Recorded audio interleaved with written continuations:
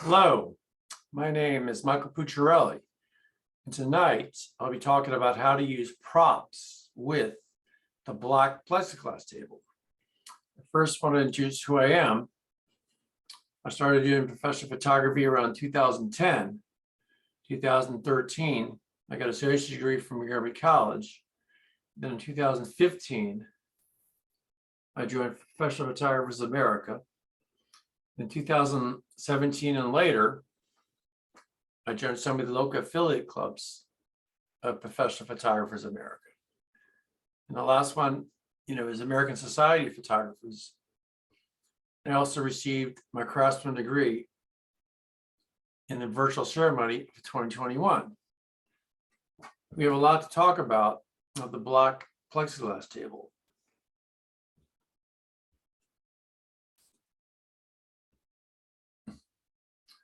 Like I said, we have a lot to talk about. There's ways to use lights with modifiers. When you add a strobe, you can add like a white card to add more light. I'll talk about that later. Now, I have illustrations on equipments, retail, and equipment I made. And then I'll talk about how I use camera settings. And then there's a virtual demo. This will be in 2 rooms where I actually show how to use some of the equipments, the props, when I use the black plexiglass table. And then the Adobe Camera Raw demo will be a Zoom meeting. And then Adobe Photoshop demo will be a Zoom meeting. Then I have a presentation on Adobe Camera Raw and Photoshop with screenshots for more clarification.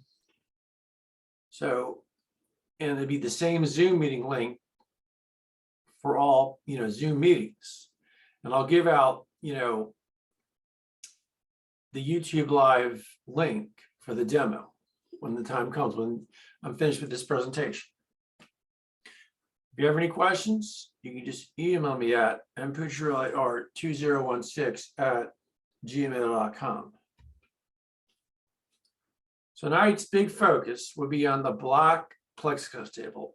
It's significantly different than the other tables and can be harder to work with than the other tables. And I'll talk about that later. But these are all the tables I use. But like I said, the big square tonight, the big focus is going to be the black plexiglass table.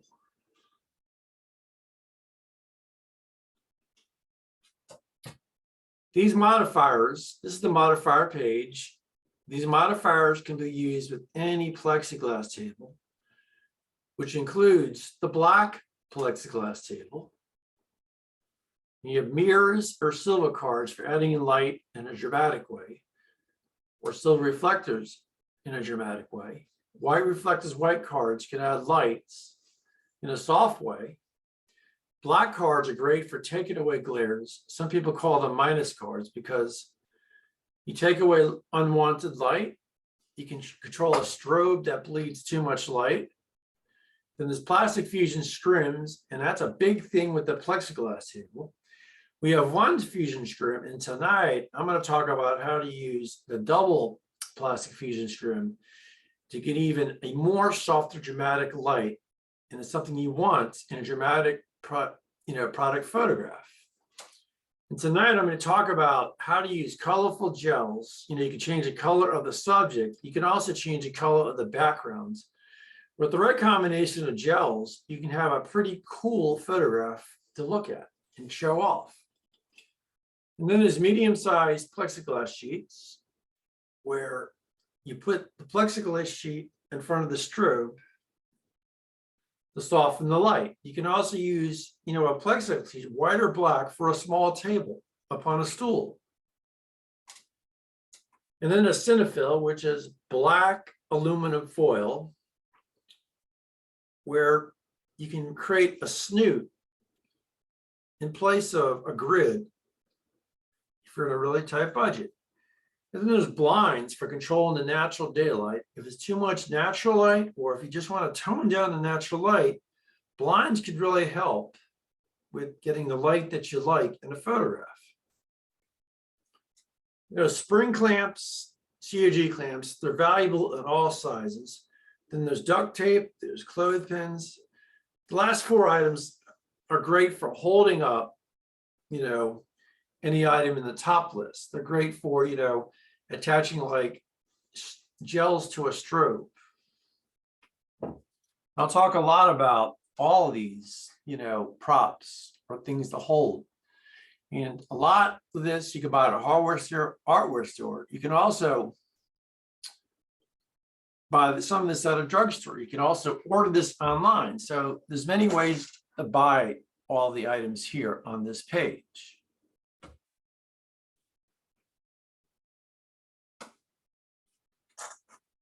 There's many ways to use the black plexiglass table. You can use flash, you can use continuous, you can use both flash continuous, you can use natural with flash, without flash, with LED lights.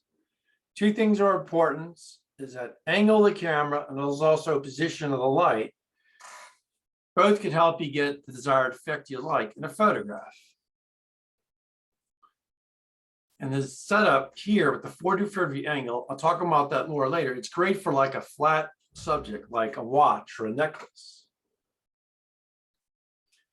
And then if you want to add light without a flash, you can add it with the small reflector or mirror. You also add soft cards for softer light. White cards for softer light. White cards are great for adding light in a soft way. Silver cards, silver reflectors are great for adding light in a dramatic way. And I'll talk about how to use lights and, reflectors on white cards with the plexiglass table, the black plex table with a 45-degree angle scrim or a 90-degree angle scrim. And those slides are coming up. This is one way. We have, the 45-degree angle.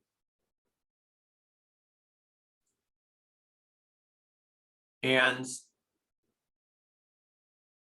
the light is also at a 45-degree angle.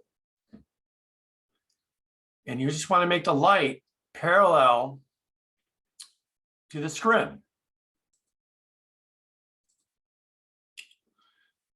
And there's ways you can add light on the side, like a white card, a silver card. So if you have one light, but sometimes you just need, one light for what you need. And this setup is great for like photographing a watch or a necklace.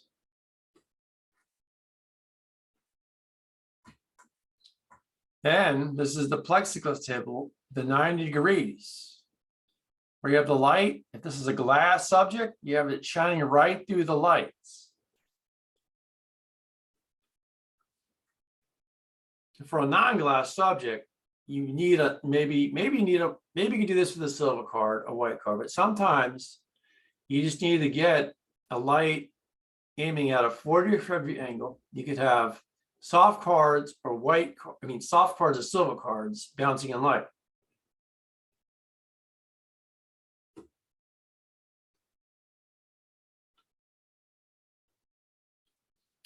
So this is many ways. You notice I'm raising up the light to bring more emphasis on this part of the subject. And then, I'm not cutting the light in half.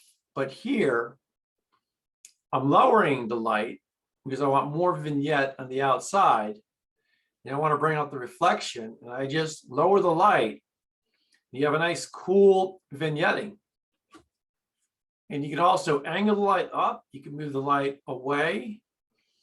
You can put another scrim to soften the light. And I'll talk about that a lot in the lab in the virtual demo tonight. It all depends what you want to do in this photograph. This is a glass subject where the light is shining against a black foam board. And so this is glass. We're mostly concerned about the edges. And if you know how to put some light here, you can put like a white card here or a silver card to bounce in light. Now, if this were like a solid object, then you need another light with the snoots or just a very small, flashlight or flash strobe.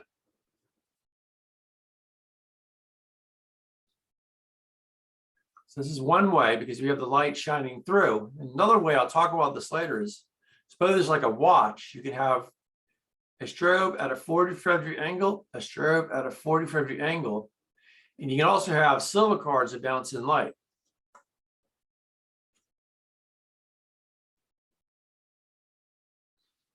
This is how I use gels. I attach, the gels with clothespins. You could buy this at a drugstore. The gels, you could buy this at art stores or online. And a lot of times I like to use maybe a dark color or a light color. You have the background, maybe the dark color, and the light coming underneath or on the side, a light color. So the many combination colors you can use to get a nice, cool looking photograph.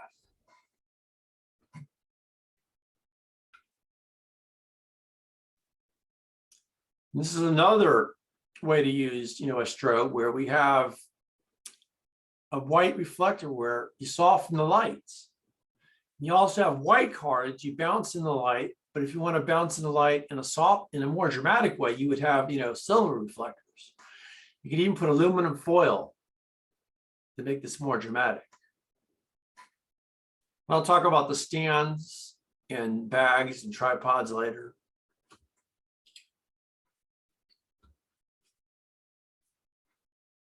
Now, this is one way, to photograph a watch or a necklace, but suppose this were like a mug and non-opaque, where if you're just a light here and this didn't exist, you would have a silhouette. That's why we need another light to bounce in light at an angle. And you want to have shadows in the subject to make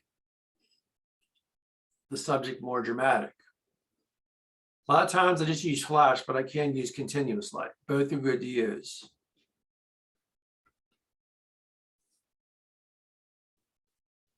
There's another way, like I said, to use two lights. We have a backlight. We have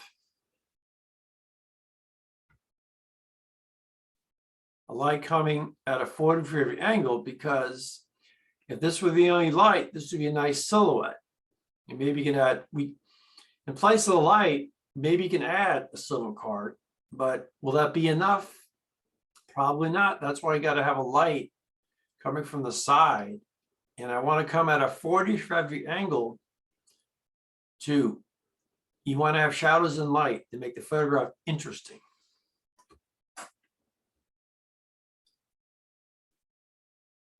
And again, this is how to use, this is a watch where we have light coming this way, we have light coming this way.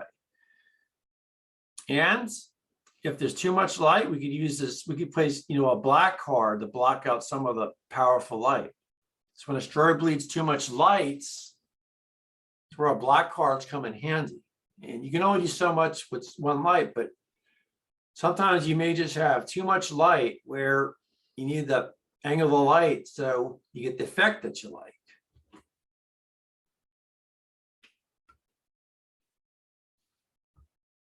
You have natural light coming from the window. We have maybe a strobe or two strobes, and sometimes you just need like a strobe, or sometimes you just need natural light. And if you want to angle the light with the blinds, you want to make sure you angle the light at 45 degrees.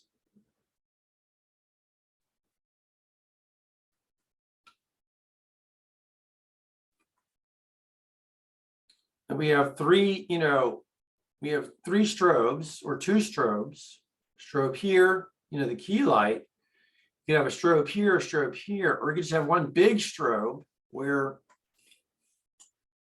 and I have it at a 45-degree angle so you get out the shadow and also the light, so that you put character on your lighted subject. And if you want to put in, detail in the shadows, you can have white cards, you can have silver cards.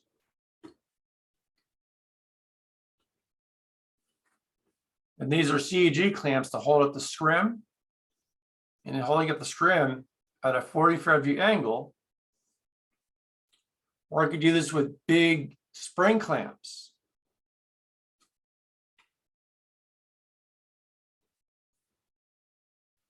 And these are how the medium-sized spring clamps. These are big spring clamps.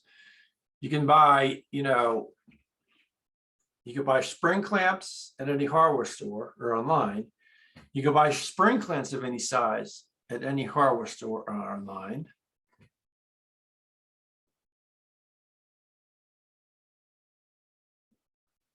Now we'll talk about walls. These are fusion scrim walls where I have a strobe that'll make the light softer. You can also have a white card to bounce in light, a silver card to bounce in light. Again, if you have a strobe here, the white card will bounce in the light in a soft way. If this were a silver card, it'll bounce in light in a more dramatic way.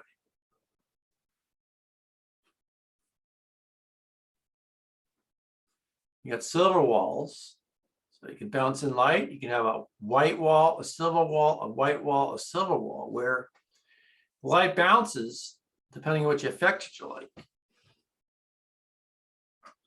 Then you have black cards where if a strobe bleeds too much light, you block it out. These are called, some people call these minus cards.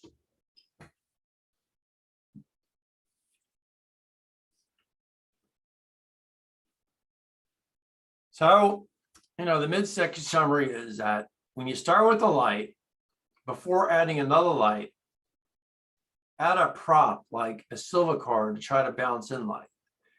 Start with one light and then add a prop for another light, then maybe go to two lights, and just add one light and one prop to get the effect that you like at a time. So if there are any questions, you can just email me at mpucciarelliart2016@gmail.com.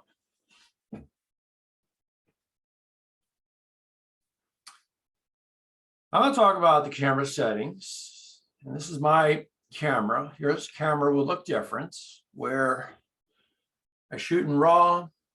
Sometimes I have to cut the shutter speed in half, the 1/250th, to get the effect I like, or maybe raise the aperture from 16 to f/20. I usually just shoot ISO 100 in the studio. And I'm going to have setting screens. I got to talk about all these settings in more detail. So they're coming up. And I usually shoot in manual mode for still life or ball mode for light painting.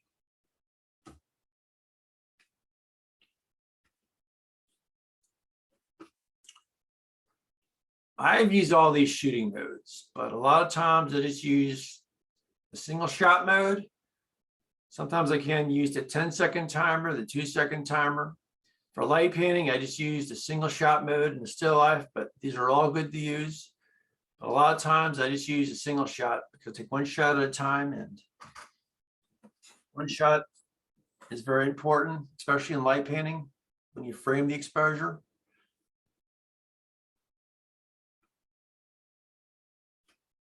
The metering mode is, I always like to use evaluated metering mode. I feel like it gives the most contrast and impact to photograph. The last one is center weighted. I never use that. I think evaluative is better. And then there's partial metering and spot metering. Spot metering. Spot metering is great for, portrait photography. Partial metering is great when you have a bright background against a subject. For those that came in late, this is being recorded, so I will post the recording so you can watch the recording for what you missed.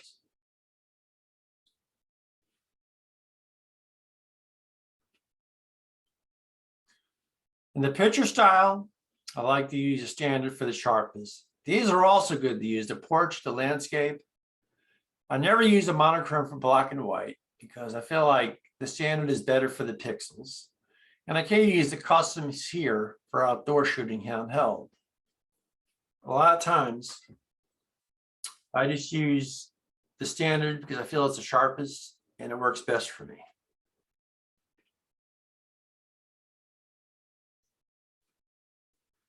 Now you have the zone autofocus, the 19-point focus, the single point focus, the spot autofocus. A lot of times I just like to use zone autofocus because it focuses on parts of the photograph and the pixels reset better. I like this method more than a 19 point, but I've also used a 19 point, but sometimes the camera resets and it's easier to use the zone autofocus. Sometimes you use a single point focus. You just basically move the cursor where you want it. Spot autofocus is great for macro photography, but a lot of times I just use the zone autofocus.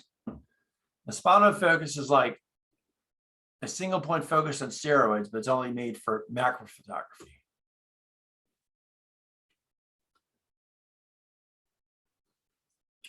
The white balance.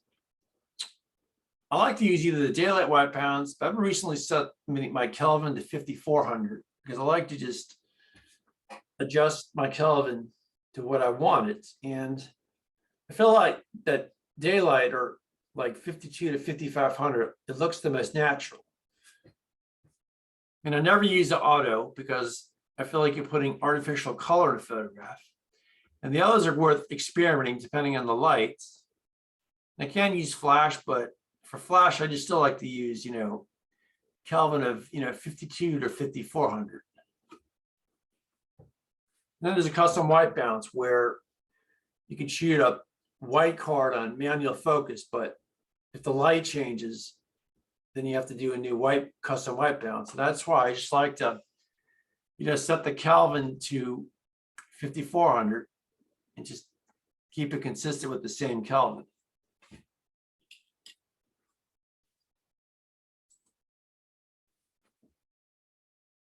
Yeah, you're welcome.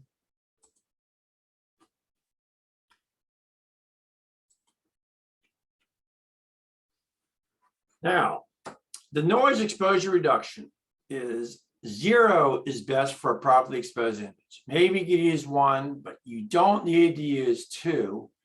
I mean, early DSLRs, you could use it, but technology advancing today, you almost don't need to use it as long as the image is properly exposed. 2 is great for correcting blue color cast, which the older DSLRs had, but today's technology, you just need to use maybe 0 or 1, but if you need to use a setting, it's there.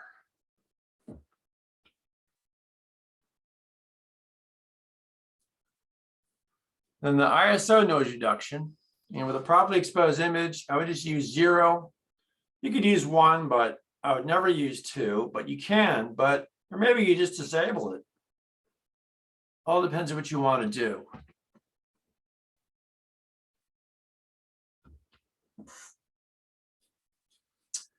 The color space. I always like to start with RGB, which is over 57 billion colors, and then convert it to sRGB. Then it's only 16.7 million colors. I know some people start with ProPhoto RGB, which is 281 colors with Photoshop, but the human eye can only recognize 2 million colors. And I mean, color space, the sRGB is great for posting on the web, but if you use the sRGB file with, as a JPEG, you copy and paste in Photoshop, you want to make sure you don't use it, convert the sRGB, because it'll mess up the color space and you'll have an error. And then when you print it, you only have 16,000 colors, but I just like that, start from Adobe RGB and then just convert it to sRGB. And that's always worked for me.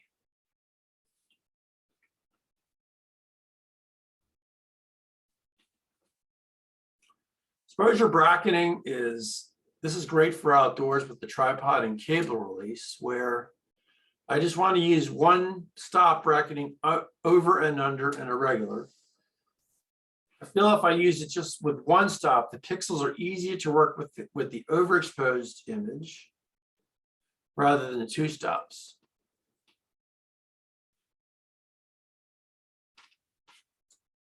These are the strobes I use. They're Elechrome strobes. Strobes in the middle are strip strobes. The light's more narrow, but these strobes have a different purpose than the strobes on the edge. And the strobes on the edge are more powerful than the strobes in the center.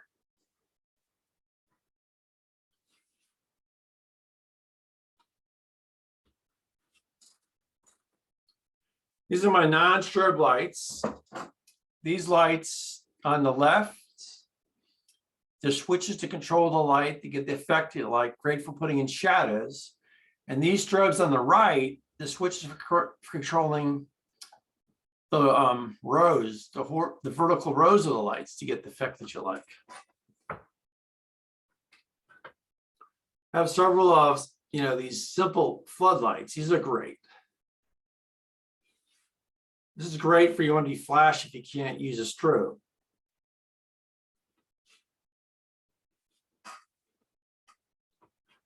There are many types of stands where I have a 3-foot stand, a 6-foot stand, a 5-foot stand. And these bags come with the big boom stands. I had to buy these for the smaller boom stands. And I'll talk about concrete blocks later in this presentation.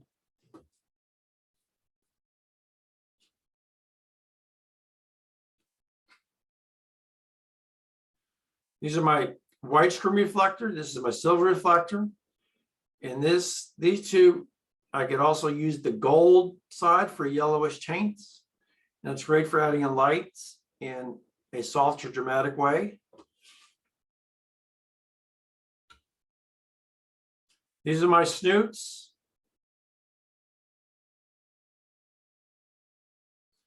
And you want to make sure that you have the grid so you make the light more dramatic. You could also put gels as props as the change the color of the subject.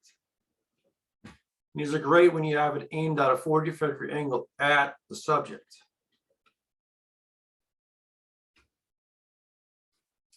These are my bowl reflectors. The aluminum's great. They'll last a very long time. This is great for, in place of a snoot to make the light dramatic when it bounces off the metal reflector onto the subject. It's great for, solid products or any type of dramatic portraiture.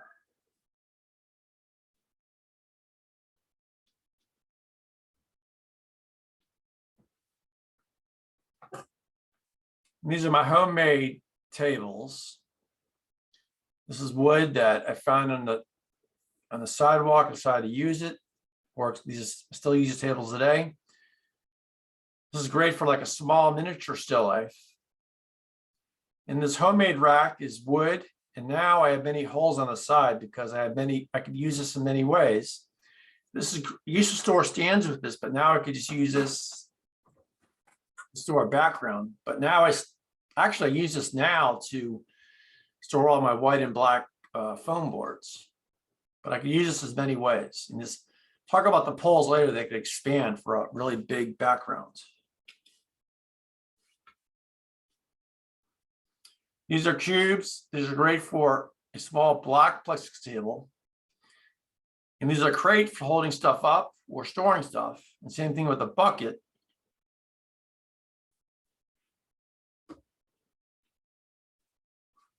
It's a concrete block where I have it standing up on the edges here, and the board could fit, it could hold the board in place. These are stools that I made if you want to put a black plexiglass sheet here, and you have a foam board on a cement block for a nice black background. I can do the same thing. I like to use this to stands, and the same thing with the sit. So there's many ways to use these stools that I made. And I made these stools because the arms are coming apart. So I decided just to saw off the arms. And they're very useful. This is a floor rack where, I bought a dishwasher. I didn't want to throw this away. And this really helps hold up the light on the floor. And I also screwed this piece of wood in so it could bounce the light. This is great for, the white plex table. Also, if you need to have a light in the background aiming afar, you have a light aiming at a 40-degree angle.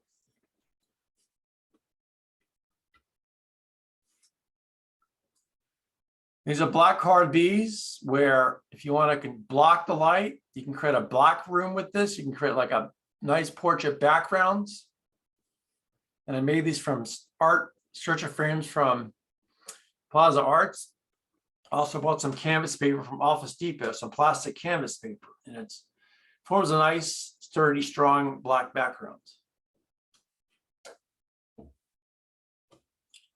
And these are expansion poles, and it's great for holding up scrim reflectors.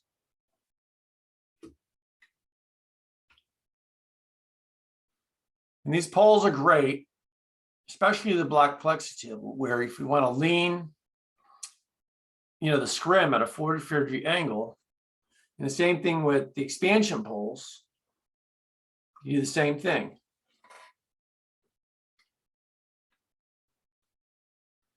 These are all my lenses, where I like to use prime lenses for my still life photography. A lot of times I just use 35-meter lens at aperture 2.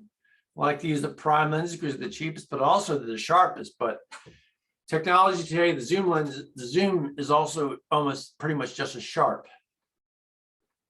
And my outdoor lenses are 7200, 100 to 400, but I can use a 7200 for still life. But a lot of times I just like to use the prime lens for my still life and light painting.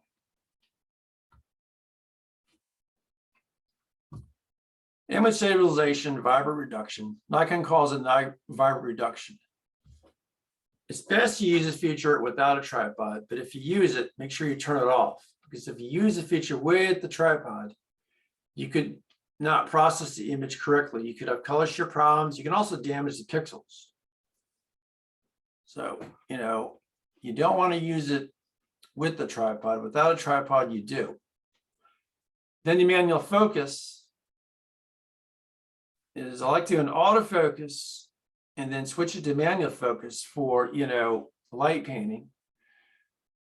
So you don't put pressure on a sensor. The focus is already set.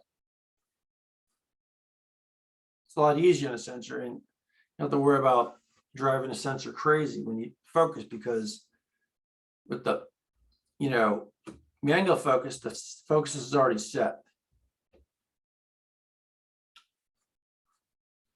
And these are my camera cases where I put my camera equipment in.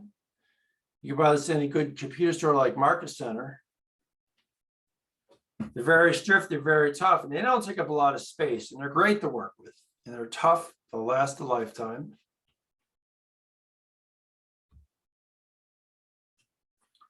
These are my tripods, my landscape tripod, my architecture tripod. But in still life photography, I like to use the camera stand. And I have the cable release. I'll talk about that coming up. For regular still life with either the white or black plexi table, where I just use the camera stand, and I always like to use the the cable release wired. And I also could use the remote, and I talk about that later. And I always like to start with ISO 100, and then if I'm doing without a tripod, maybe ISO 800 or 3200, but all depends on how much light we have. This is my wired cable release. That's what I use with a camera stand, still life indoors.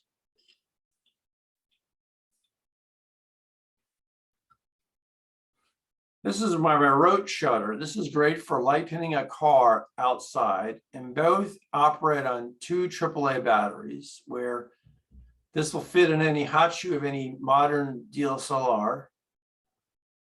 And this will go in here, and this will go in any camera that gets this type of connection. Very flexible. You can, anything you do with the wire, you can do a lot more with the remote.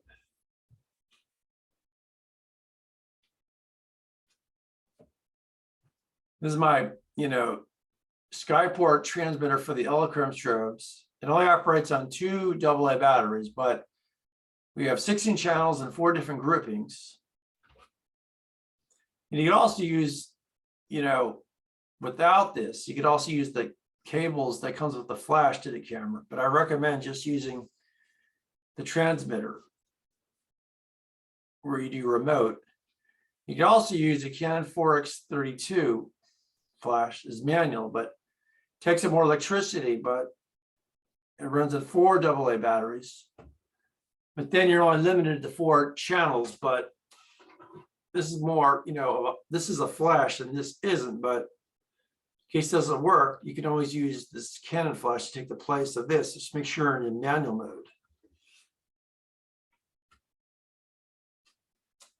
Then I clean my still life table as novice. A lot of times I just use 1 with a gentle wipe of a lint cloth. 2 and 3 is great for scratches. Now with the black plexi table, you'll be using this a lot more because the dust will show up. That's why you want to blow it off good.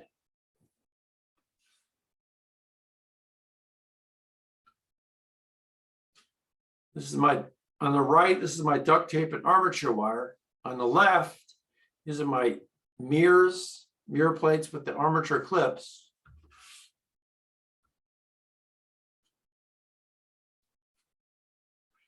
These are my COG clamps. It's great for holding stuff. These are my spring clamps, clothespins are great for attaching the gels on the strobe or the COG clamps. These are the spring clamps, are great for, holding up scrims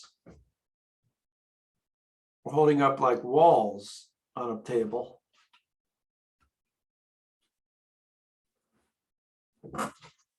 These are my gels.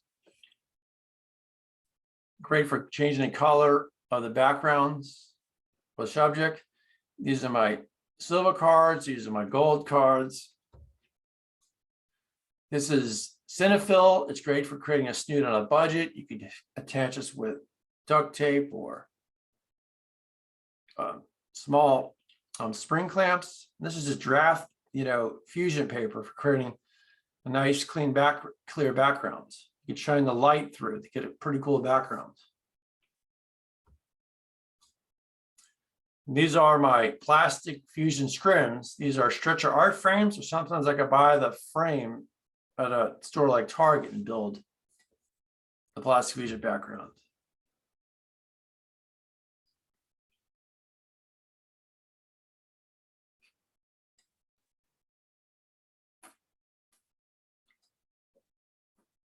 This is, the plexiglass, the white plexiglass, the black plexiglass, the clear plexiglass. In many years, you use this as tables.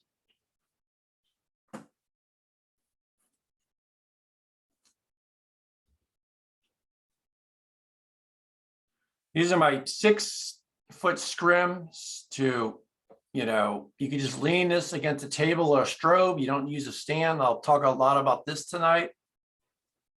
And it's wood at Home Depot. It's made by small square L brackets.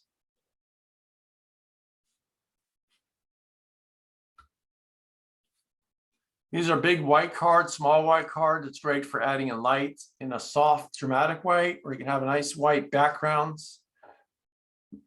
You can also turn into a gray background if you aim the light at the floor for a nice vignette. And you have brown cards.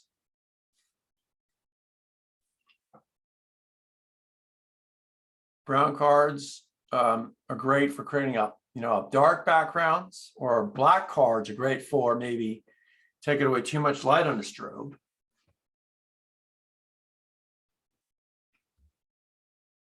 Now I'm going to begin the virtual demo of, the black Plexiglass table. And I'll post a link in the chat, and I'll also post a link in all the meetup groups and also the Facebook groups.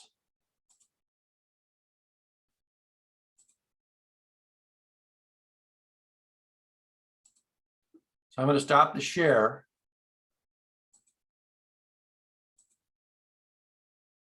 And it'll be the same Zoom link for the Photoshop presentation and also in the other presentations.